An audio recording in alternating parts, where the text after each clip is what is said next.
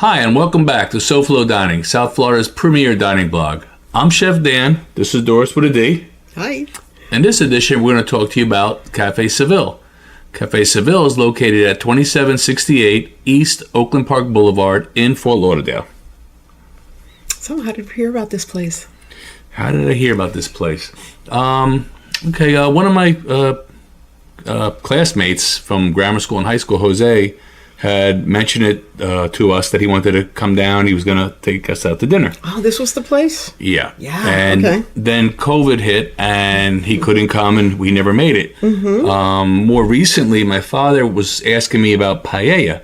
Oh. He was looking for a place to get good paella, and I did some research, and they consistently came up as one of the places that has the best paella. Wow. So, my mother was visiting, and he wanted to take us all out to dinner. Mm-hmm. So I figured, let's go to Cafe Seville, and he could have his paella. Awesome. Yeah. And there's parking right there up in front. Parking right up in front. Yeah. All up and down the strip, because they're like in one of those strip mall things. Right. So what was your first impression? First impression, I was very impressed. I liked it a lot.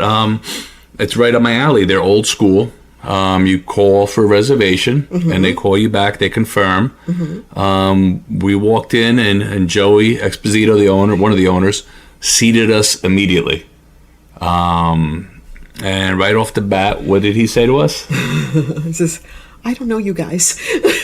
Is this your first time here?" Yep. And we all said yes. Yep. And he said, "Oh, well. And I will get to know you. I will get to know you, yes. And let me tell you what we do here." And he just went on. He absolutely loves the place. It reminded me of, if you've seen the play Les Miserables, and you see the innkeeper, he reminded me of like the innkeeper.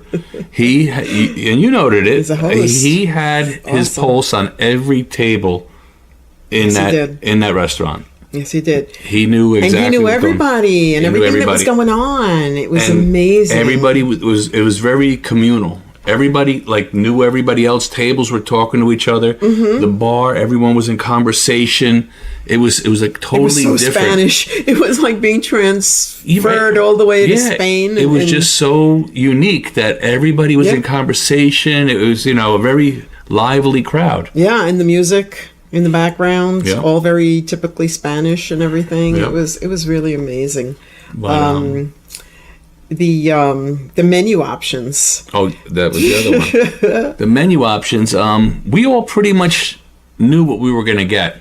Yeah. We all looked at the menu ahead of time, and we pretty much knew what we were going to get. My father, of course, was going to get paella. Mm-hmm.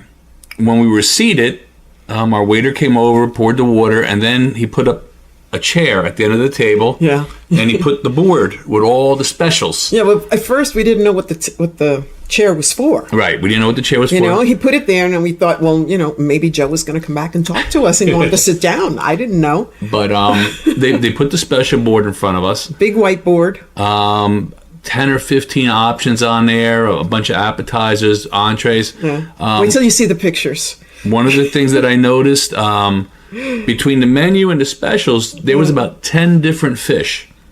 Now, we go to a lot of seafood restaurants in the area, and I've never seen 10 different fish.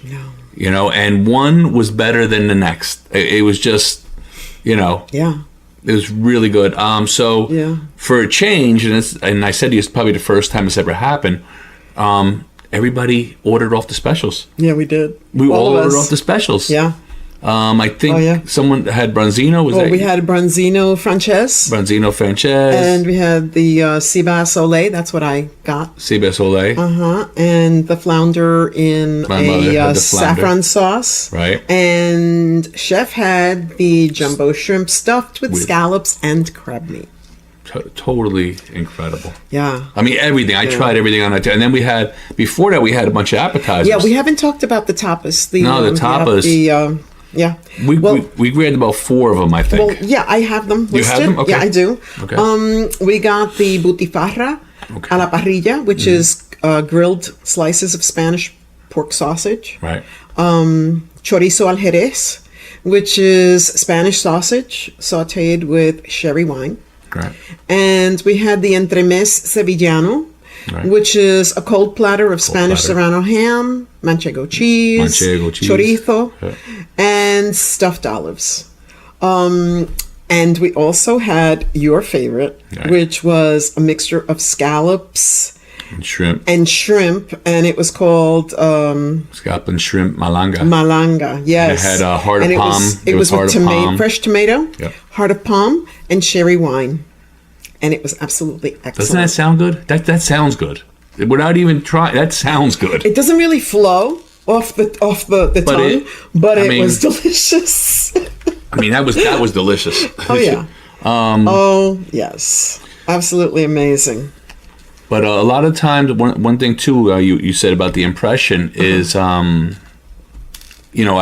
always watch the service, and this is one of the very few places that we've been to where they actually followed classical service. Ladies first. Yes. They picked and retrieved from the right sides. Yes. But they were very conscious of that, and even when they delivered the food, they put the protein at 6 o'clock right in front of you. Where you're supposed to. Protein's supposed to go right. So, very good training. I don't know if it's Joey or Jose or whoever, but very good training on the staff. And tell them about, we were talking about the fish.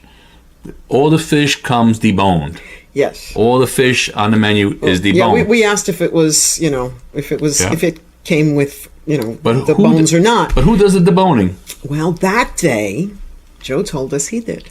He came in bright and early, and he was the one who did the fishing. Not the fishing. He went shopping, and he was the one who deboned the fish. Yeah. So the owners again, both owners, hands on. And Joe has been there for 20 years now.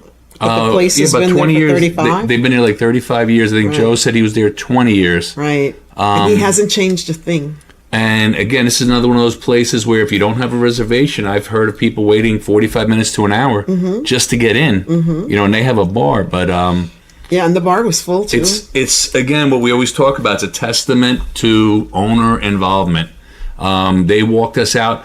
My father did get his paella. Yes, he did. He got ordered it to go. To go, and the waiters insisted on bringing it out to the car. Yes. Yes. Again, we were right out the door. If you could imagine this, we walked out the door. Our car was right there. Right. But again, he insisted.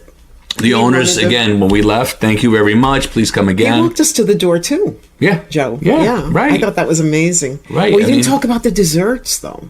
The desserts. We had the tres leche. Yeah. And what was the other? The other one was crema catalana. Okay, which is kind of like a creme brulee. Yes. Softer. Just more like a pudding. Yes, almost pudding-ish, right. But the taste, it's delicious. Absolutely delicious. And we shared it. Those 4 spoons were going. But, from what I understand, the specials, when you look at the specials, you see Italian food, French food, so it's not just a Spanish restaurant. Right. And I think I read an interview that Joey had done, and he said it's where Madrid meets Milan. That's how he described Cafe Seville. And he also said, if it ain't broke, don't fix it. And that's why he has continued in their tradition. Right. And he has a beautiful business there. And the clientele is just so loyal. Friendly and loyal. You could see they knew everybody, and when they're leaving, see you next week. Yeah. Don't forget to take. Don't forget to come back on Thursday. We're gonna have this, that, or the other. I mean, it was just like that. It was awesome. Yeah. And like I said, I can't say it enough. Owner involvement. Owner involvement. That's the key here. Yeah. Yeah, but you did feel like you were transported to Spain. I mean, just the decor, the crowd, the way the people were talking, the friendliness. It was totally like you were somewhere else. The music in the background and everything. You were somewhere else. It was really, really nice. It was a great evening. We all enjoyed it. Yeah. Yeah. So, recommendations? Recommendations. This is another one where I'm going to go off of something that I didn't order. Well, first for appetizer, definitely the shrimp and scallop malanga. That's a must. The paella, because when we got home, I brought my father's paella up and I took a couple spoons of it. And first of all, the smell of the paella was incredible. A lot of people don't know or don't realize what you smell is what you taste. So I opened it up, and immediately I got a flashback of like the paella that I remember from New Jersey. Wow. From, down Neck, Newark, and like those kind of paellas. Right. And because down here we've had paella, but I've never had it like back home.